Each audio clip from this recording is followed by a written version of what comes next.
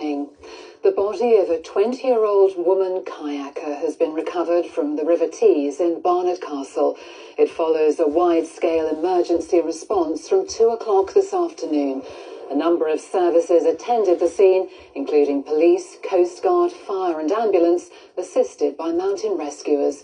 Durham police say the woman's family have been informed and are being supported by specialist officers.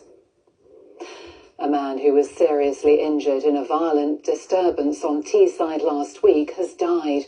44-year-old Anthony Lee Dickens was taken to hospital following the incident on Orme Court in North Ormsby on the 6th of November. This morning, a 26-year-old man appeared at Teesside Magistrates Court charged with his murder. He was remanded into custody to appear before Crown Court on Tuesday. Police say they've seized cocaine worth £1.5 million after stopping a car on Teesside. Officers followed the vehicle from the A19 near Craythorne on Thursday afternoon, then forced it to stop when it turned onto the A174. A 50-year-old man has been arrested on suspicion of possession with intent to supply Class A drugs. A centre aimed at supporting military veterans is set to open on Teesside. Morgan House in Boosbeck near Saltburn will offer accommodation and dedicated recovery spaces for those struggling with a range of issues. Chris Conway reports. This is Morgan House in Boosbeck, once a former care home and now, after months of restoration works, a round-the-clock residential unit supporting those who've served in the armed forces.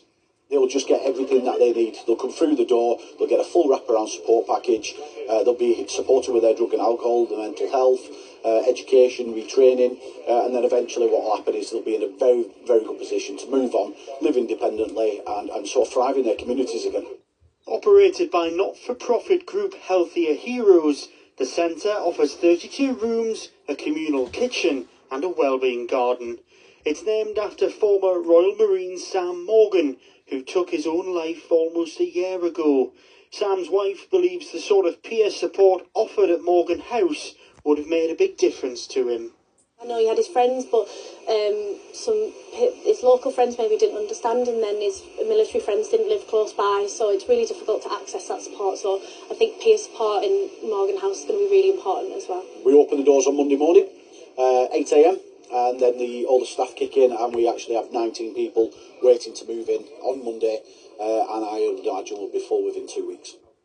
The hope is that Morgan House can support veterans from right across the North East. Healthier Heroes say dedicated help is the least they deserve.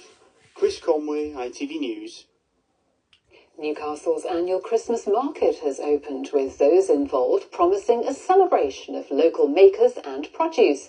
Stores are in place in and around Gray's Monument from now until the 23rd of December. The vast majority of stallholders are from the area. The organisation behind the event says it deliberately set out to showcase regional businesses.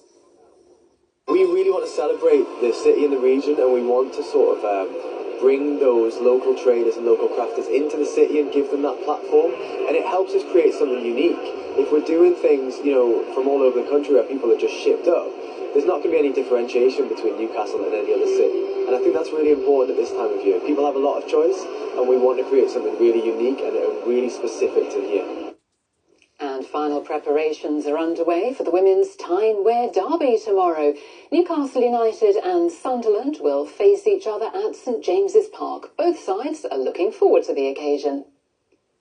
It's Tyne derby. It's always imperative to get a win. Of course it is. That's why we look forward to it. That's why we want to play in these games. It's why you get a buzz in the run-up to the game. That's what you want to play in. You want to play in big games like that. And the girls, the players that have been involved in the game last year as well, they've got experience of it already, which is always positive for us to have.